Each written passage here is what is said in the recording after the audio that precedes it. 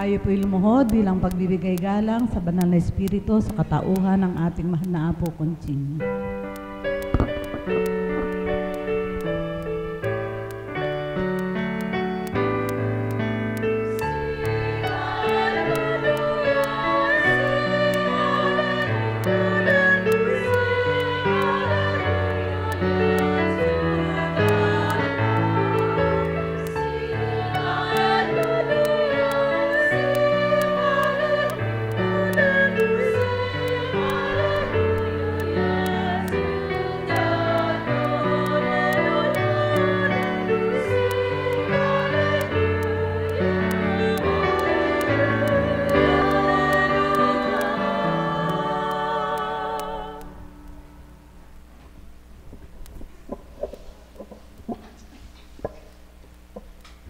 Sumainyo ang kapayapaan.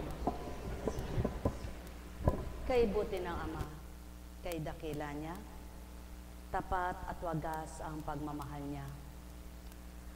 Kabutihan ang dulot niya, kapayapaan ang nasa niya. Pagmamahala ng bawat isa, ang siyang sa tuwin ay hanap niya, upang matukoy niya ang lahat ng kabutihan, kung paano mga anak niya ay nais niyang maging mabuti sa lahat, ang kanyang kalooban at kaisipan, ang kanyang tuwirang masilayan. Ang may pandinig ay nakarinig.